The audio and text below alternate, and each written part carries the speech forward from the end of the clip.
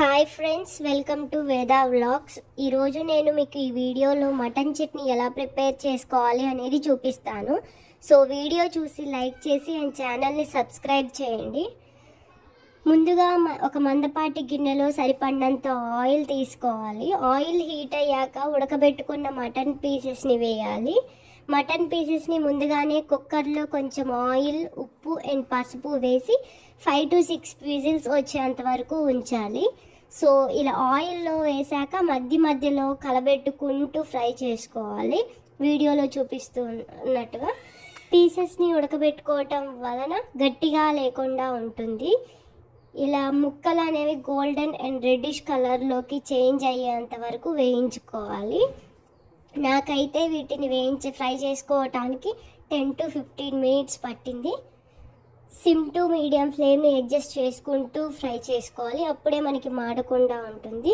చట్నీకి mutton pieces మరీ పెద్దగా కాకుండా, అలా అని మరీ చిన్నగా కాకుండా మీడియం సైజులో కట్ చేసుకుంటే చట్నీ మంచిగా టేస్టీగా వస్తుంది. సో ముక్కలు ఫ్రై అయ్యేంత వరకు వేయించుకోవాలి మంచిగా. నెక్స్ట్ మరి ఆ ముక్కల్ని ఫ్రై అయ్యాక వేరొక గిన్నెలోకి తీసుకోవాలి. ఇప్పుడు అదే ఆయిల్లో చూడండి, వీడియోలో చూపిస్తున్నట్టుగా వేరే గిన్నెలో తీసేసుకొని మళ్ళీ అదే ఆయిల్లో ఫ్రెష్గా గ్రైండ్ చేసుకున్న అల్లం వెల్లుల్లి పేస్ట్ని వేసి ఫ్రై చేసుకోవాలి. సో ఇది గోల్డెన్ కలర్లోకి వేస్తే సరిపోతుంది. సిమ్ టు మీడియం ఫ్లేమ్లో అడ్జస్ట్ చేసుకుంటూ మనం ఈ పేస్ట్ని ఫ్రై చేసుకుంటే మాడిపోకుండా ఉంటుంది. ఈ పేస్ట్ అనేది పచ్చివాసన పోయేంత వరకు సిమ్లో వేయించుకోవాలి.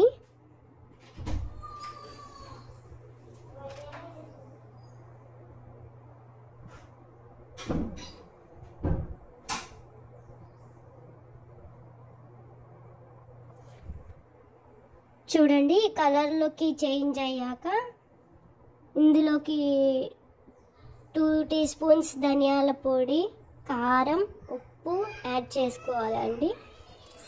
సిమ్లో పెట్టి యాడ్ చేసుకోవాలి వీటిని, అప్పుడే మాడిపోకుండా ఉంటాయి.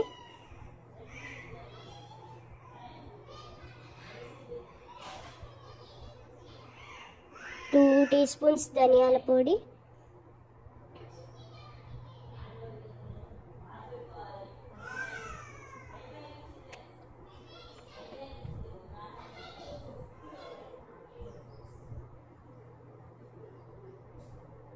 తగినంత కారం వేసుకోవాలి. మీరు తినేదాన్ని బట్టి కారం వేసుకోండి, మరీ ఎక్కువ కాకుండా తక్కువ కాకుండా. అండ్ ఉప్పు కూడా వేసుకోవాలి. ఉప్పు ఎక్కువగా పట్టదు, ఎందుకంటే ఆల్రెడీ మనం ఉడకబెట్టేటప్పుడు కొంచెం వేసుకుంటాం కాబట్టి. ఆ పక్కకు తీసుకొని పెట్టుకున్న ముక్కల్ని ఇందులోకి యాడ్ చేసుకోవాలి. సిమ్లో పెట్టుకొని 2 minutes ఇలా ముక్కల్ని ఫ్రై చేసుకోవాలండి ఆ పేస్ట్లో.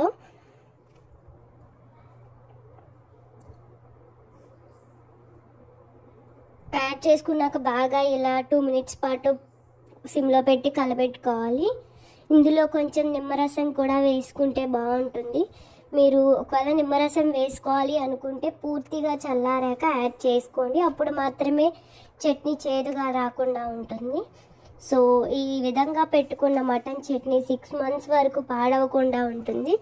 ఒక ఫుల్ డే అలానే ఉంచి నెక్స్ట్ డే వేడి అన్నంలో వేసుకొని తింటే ఆ ముక్కలకి ఉప్పు కారం పట్టి మ్యాగ్నెట్ అయ్యి బాగుంటుంది.